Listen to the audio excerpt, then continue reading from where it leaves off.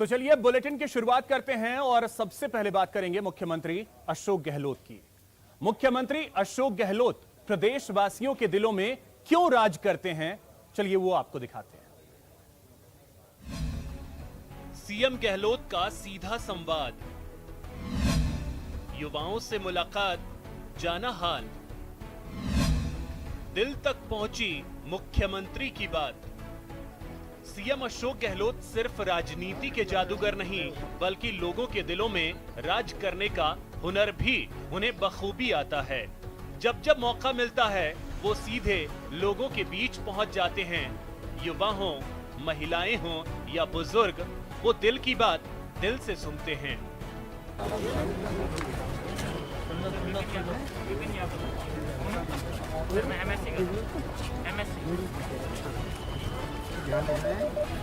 का बीमा आपके शो के कराया हुआ है? बोलो, क्यों नहीं कराया तूने? 5 लाख का बीमा आपके परिवार के लिए फ्री। 5 लाख का बीमा पैसे वाले तो थोड़ा आप देंगे। उसके बाद में प्राइवेट में जाओगे तो सरकार में जाओगे। बिजला में कराया प्राइवेट में, एक पेरेंट का 2.5 लाख का खर्चा होगा। एक बैंक में इतनी बड़ी योजना आई है, अभी अगर आप लोग अगर नहीं रजिस्टर कराओगे कोई गलती की। दरअसल सीएम गहलोत गांधीवादी विचारक डॉक्टर एसएन सुब्बा राव का हाल जानने के लिए एसएमएस अस्पताल पहुंचे थे, लेकिन अचानक उन्होंने अस्पताल के गेट पर गाड़ी रुकवाई और पहुंच गए लोगों के बीच।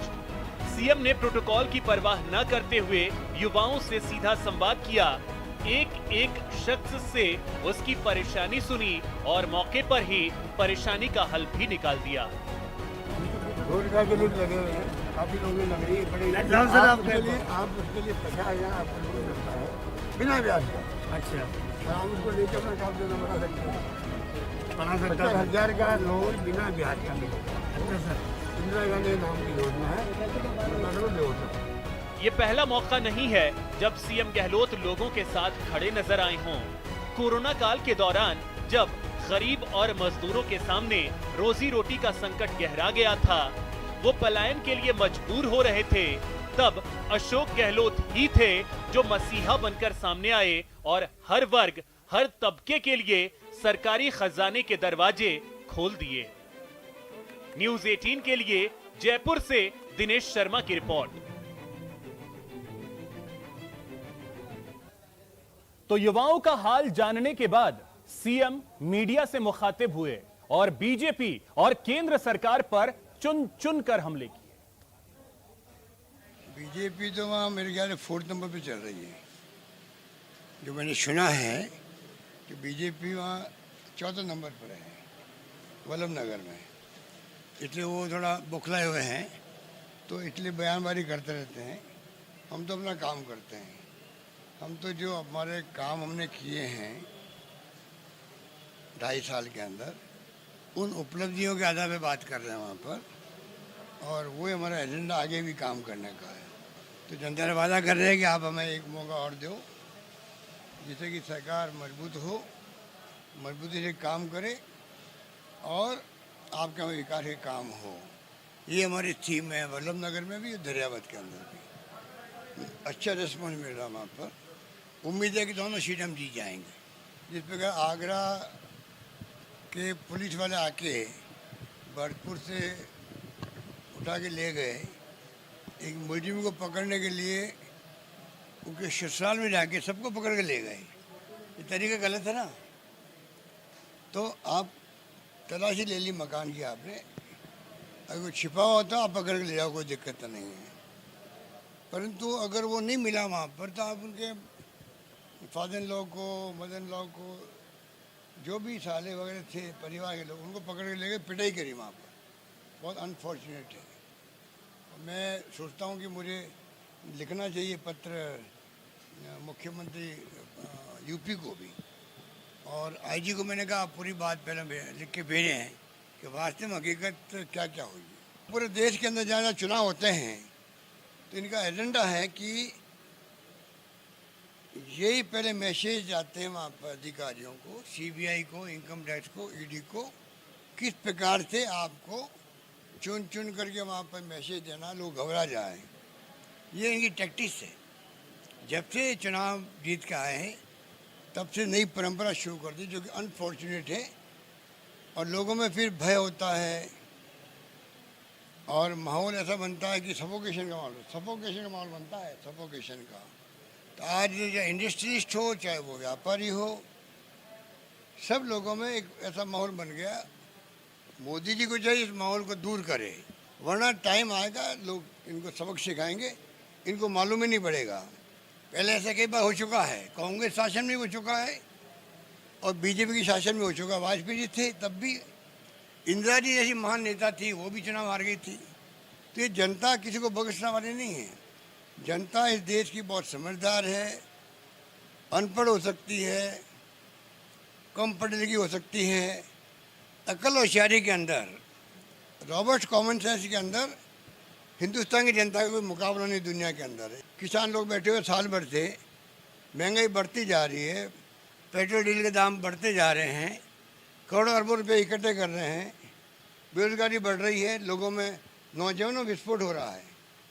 एक तरफ राजस्थान देख रहे हो आप लोग, एक के बाद एक नौकरी लग रही है, रीट की परीक्षा भी हुई है, पटवारियों की हो रही है, कंप्यूटर शिक्षकों की होगी। आने वाले वक्त में लगातार यहाँ पर नौकरी लग रही है। और 2 करोड़ का वादा किया प्राइम मिनिस्टर ने, वो गायब है। तो चलिए अब बात करते हैं पटवारी भर्ती परीक्षा की। और इस वक्त एक बड़ी खबर आ रही है जयपुर से, वो आपको बता दें। पटवारी परीक्षा का मुन्ना भाई गिरफ्तार। जी हां, आपको बता दें, किसी कैंडिडेट के जगह यह परीक्षा देने आया था, ब्लूटूथ के साथ पुलिस ने इसे गिरफ्तार किया है। आदर्श विद्या मंदिर परीक्षा सेंटर का यह मामला है। तो आपको बता दें कि मुन्ना भाई को धर दबोचा है पुलिस ने, ब्लूटूथ के साथ इसे गिरफ्तार किया गया है।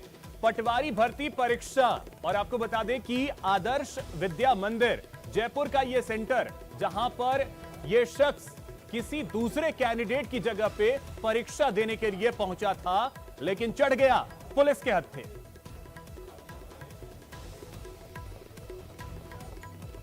आदर्श विद्या मंदिर स्कूल के अंदर आज दिन में करीब 10:30-11 बजे चेकिंग के दौरान एक परीक्षार्थी के पास ब्लूटूथ डिवाइस बरामद हुआ, जो उसने सिम लगाकर किसी और से नकल करता हुआ पाया गया था, किसी और नंबर से, जिस पर उस मुलजिम को गिरफ्तार किया गया है।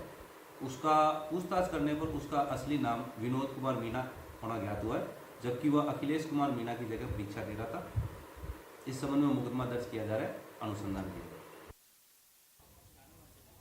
वहीं भरतपुर में भी नकल गिरोह का पर्दाफाश हुआ है। आपको बता दें, नकल गिरोह को पुलिस ने धर दबोचा है और गिरोह जो है वो वैन से अलवर जा रहा था। और आपको बता दें कि इसी दौरान एटीएस एसओजी की टीम ने सूचना पर इस कार्रवाई को अंजाम दिया है। नकल गिरोह के 7 सदस्यों को गिरफ्तार किया गया है। भरतपुर जिले के बयाना और वैर के ये सभी निवासी बताए जा रहे हैं। पकड़े गए नकल गिरोह से पुलिस ने प्रश्न पत्र भी बरामद किया है। प्रश्न पत्र को हल करने वाले कागज पर भी, जो कागज था उसे भी पुलिस ने जब्त कर लिया है।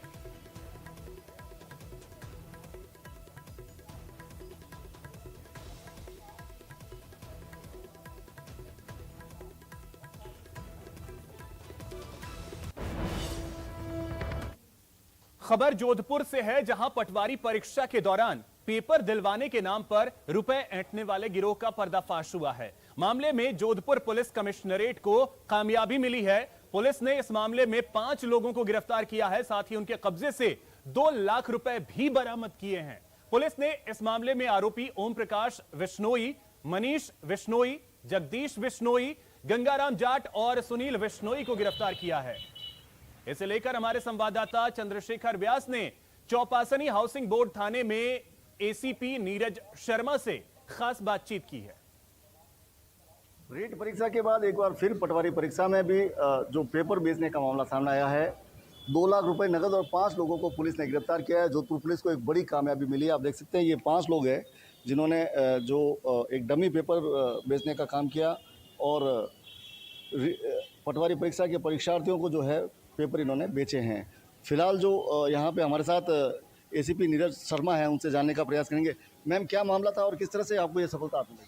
हमें पटवारी परीक्षा के संबंध में सूचना थी कि कुछ व्यक्ति हैं जो डमी पेपर को लोगों को बेच रहे हैं। इसकी सूचना के आधार पर हमने एसएचओ थानाधिकारी श्री लिखमाराम जी के नेतृत्व में टीम बनाई और टीम ने पाल रोड स्थित मंगलदीप अपार्टमेंट पर रेड करी, जहाँ पर ये लोग हमें 5 लोग हमने दस्तयाब किए हैं। मौके से हमने लैपटॉप, प्रिंटर, डोंगर और मोबाइल फ़ोन जब्त किए हैं।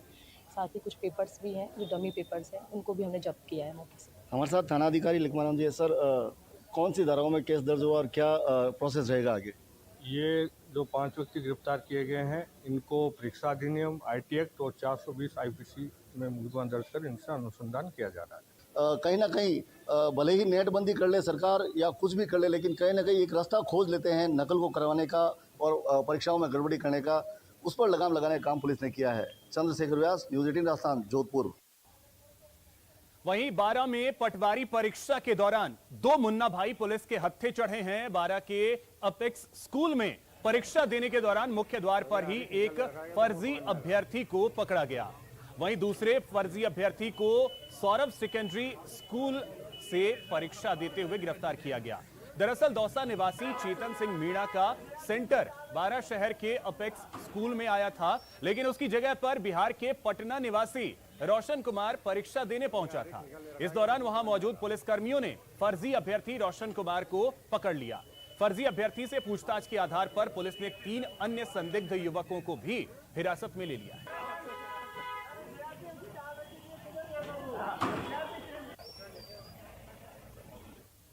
कि सौरभ बाल विद्या मंदिर, ये हमारा जो बांडाडी जी टेक पे स्कूल है, यहाँ पर दिलराज मीणा की जगह एक दूसरा कैंडिडेट जो है पकड़ में आया है, जो डमी कैंडिडेट के रूप में बैठा है।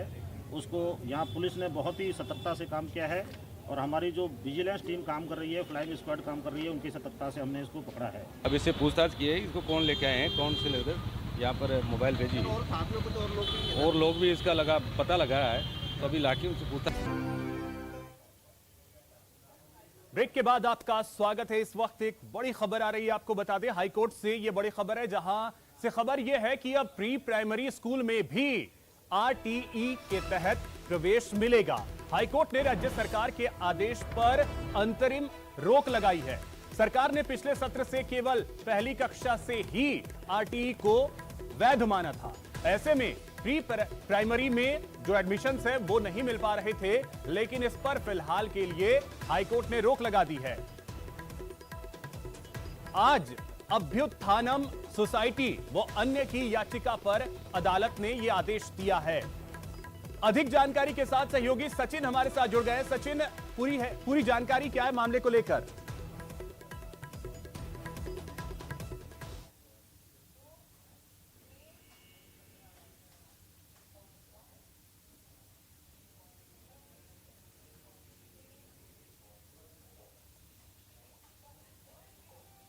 सचिन, आपको मेरी आवाज मिल रही है?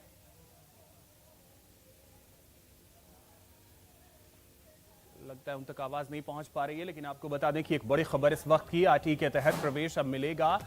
सरकार के आदेश पर फिलहाल के लिए अंतरिम रोक लगा दी है। सचिन, आपको मेरी आवाज मिल रही है?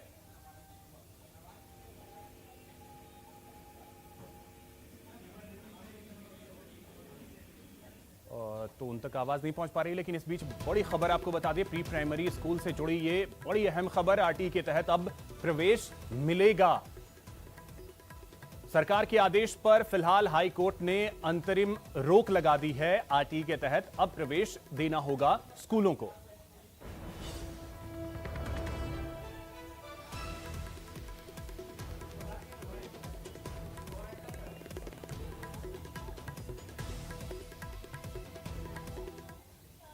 प्रधानमंत्री नरेंद्र मोदी ने शनिवार को 7 भारतीय वैक्सीन निर्माताओं से मुलाकात की। यह मुलाकात ऐसे वक्त में हुई है जब भारत ने हाल ही में 100 करोड़ वैक्सीनेशन को पार कर लिया है। प्रधानमंत्री मोदी ने वैक्सीन निर्माताओं से उनके अनुभव जाने और भविष्य की जरूरतों पर चर्चा की।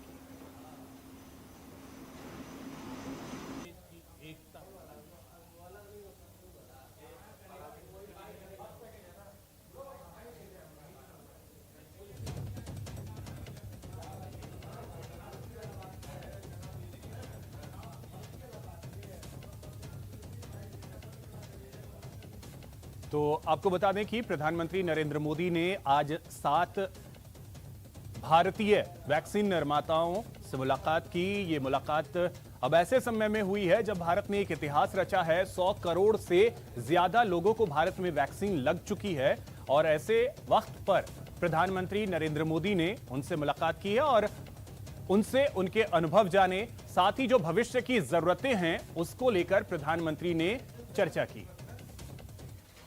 प्रधानमंत्री जी ने हमें बहुत एनकरेज किया है शुरू से कि आप करो, भारत सरकार आपके साथ में है, आपको जहाँ भी असुविधा होगी वहाँ सपोर्ट करेंगे और उसी वजह से हम ये वैक्सीन डेवलप कर पाए और हमारे लिए बड़ी गर्व की बात है और हम प्रधानमंत्री के खूब खूब आभारी है। That is the main achievement of the vaccine industry, especially Serum Institute, only because the Prime Minister went out of his way and made all the regulatory people move very fast. They also cooperated, and that's why India is today where it is in covering up such a huge population. ये बहुत अच्छा दिन है, ये milestone बहुत अच्छा है। Prime minister Modi ji की विजन जो हमने गवर्नमेंट के साथ इंडस्ट्री ने साथ में काम किया है और इसलिए हमने ये माइलस्टोन हम अचीव कर सके। इंटरैक्शन में बहुत सारी बात हुई। यहां रुकेंगे एक छोटे से ब्रेक के लिए। ब्रेक के बाद देखिए तिरंगा परंपरा को 1000 दिन।